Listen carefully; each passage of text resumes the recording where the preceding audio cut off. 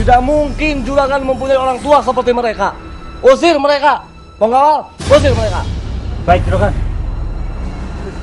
Bagaikan kacang yang lupa pada kulitnya. Itulah kisah si Boncel dari Caringin, Banten. Itu teh anak saya, si Ocen. Lalu adakah kaitan kisah ini dengan letusan Krakatau dan hilangnya kota Caringin? Inilah kisah tentang si Boncel. Inilah Boncel, seorang pemuda miskin yang menghabiskan masa mudanya di Bogor. Hari demi hari dilalui dengan tenang untuk mengurusi kerbau milik juragan. Hingga pada suatu hari, nasib malang menimpanya. Karena terlalu lelah, Boncel tertidur ketika sedang mengembala kerbau. Dan ketika bangun, Boncel tertegun menatap sekeliling. Kerbau milik juragannya telah raib dari pandangan.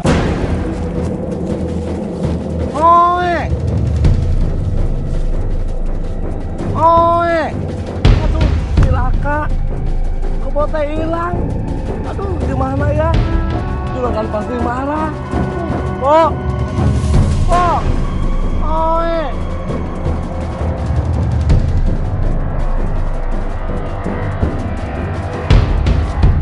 Sontak, Boncel kebingungan, menyadari juragan akan marah besar kepadanya.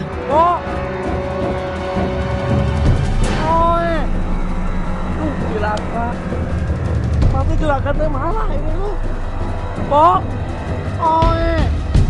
Kebingungan dan ketakutan melanda silih berganti, dan tanpa pikir panjang, Boncel melarikan diri tanpa sempat berpamitan pada keluarganya.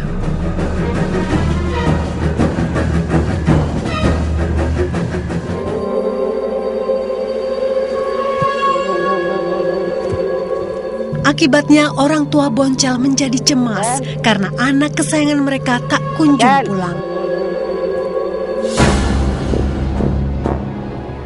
Ini cirulitnya mah ada di sini. Kemana si Ocen? Ocen! Ayah Boncel mencarinya ke tempat Boncel biasa menggembala. Dan yang ia temukan hanyalah onggokan rumput dan celurit yang digunakan untuk mencari rumput. Lalu, kemanakah perginya si Boncel? Dan nasib apa yang telah menunggunya? Nasib akhirnya membawa Boncel hingga ke Cianjur. Ketika ia sedang beristirahat di sebuah gubuk dekat pematang sawah, tiba-tiba ia dikejutkan oleh kedatangan seseorang.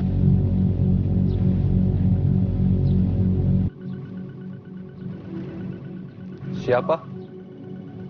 Saya Boncel, Dan. Dari mana?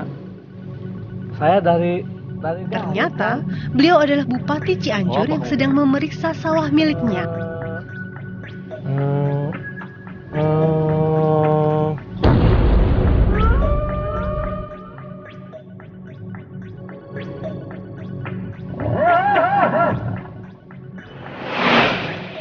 Karena merasa iba pada Boncel, akhirnya sang bupati mempekerjakan Boncel di rumahnya sebagai pengurus kuda miliknya.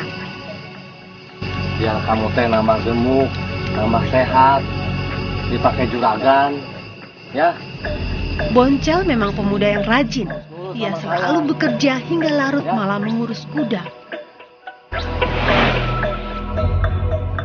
Ini huruf A. Huruf apa?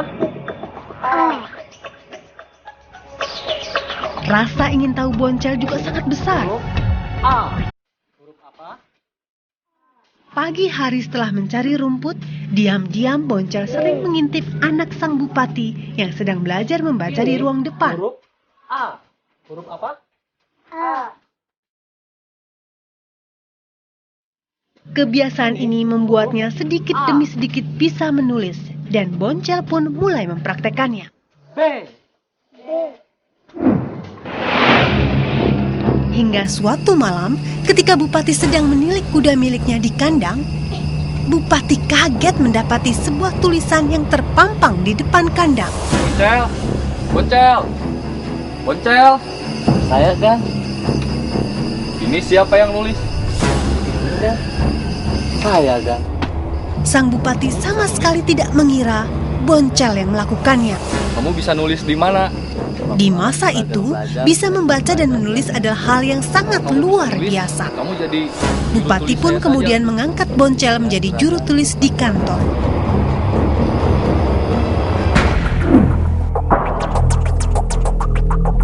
Nasib baik terus mengiringi kehidupan Boncel. Sifat rajinnya tidak pernah pupus. Selain itu, kecerdasan dan wibawa yang dimilikinya membuat karir Boncel terus meningkat. Sampai suatu ketika ada kekosongan jabatan sebagai regen di Caringin. Boncel pun menduduki jabatan tersebut.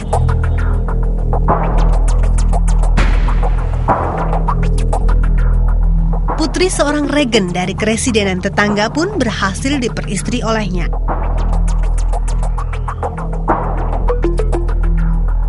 Namun, harta, tahta, serta pendamping yang rupawan membuat Boncel lupa diri.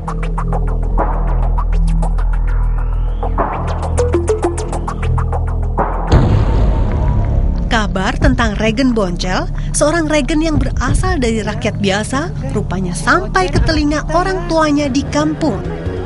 Mereka pun memberanikan diri datang ke Caringin untuk membuktikan desas-desus tersebut. Dan ternyata desas-desus tersebut bukan hanya isapan jempol semata. Ocen, ini Bapak Ocen sama Mama Ocen. Regen Boncel yang memerintah Caringin memang benar anak mereka yang dahulu hilang tanpa jejak.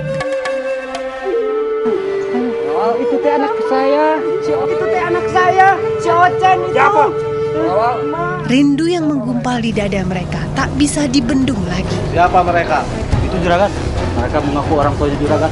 Gak mungkin kan? Keinginan untuk memeluk anak kesayangan yang telah bertahun-tahun tak kembali makin memuncak. Namun, di luar dugaan, Boncel tidak mau mengakui orang tuanya. Baik, juragan. Ia merasa malu melihat kondisi mereka yang tidak seperti dirinya sekarang. Boncel tidak mau orang lain tahu tentang masa lalunya. Tanpa belas kasihan dan sedikit pun terselip rasa bersalah, Boncel mengusir kedua orang tuanya dari hadapannya.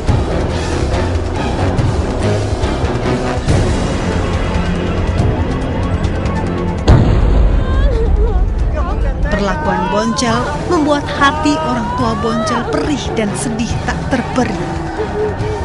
Anak yang sangat mereka sayangi telah durhaka. Di antara isak tangis dan air mata, tanpa sadar, ibu Boncel berkata, Dasar kesri.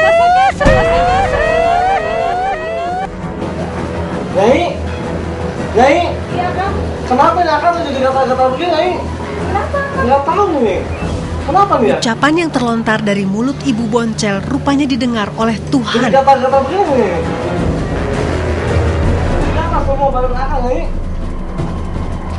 Dan tak lama berselang, terjadi keanehan pada Regen Boncel. Jadi gatal-gatal begini, Nyai. Penyakit aneh menyerang sekujur tubuh Boncel. Nanah bermunculan dan rasa sakit seakan tak mau pergi.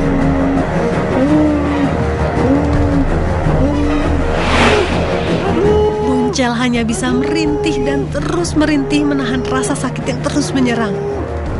Akang, badan Akang, kenapa? Akang gesek. Nggak tahu, aduh. Badan Akang kenapa? Kenapa berlalu begini? Aduh. Badan Akang kenapa? Dan Akang bentol semua. Bernanah, Akang gesek. Tak berhenti sampai di sini. Beberapa tahun setelah kejadian ini, Gunung Krakatau di Selat Sunda meletus dan meluluh lantakkan serta menghancur leburkan kota Caringin.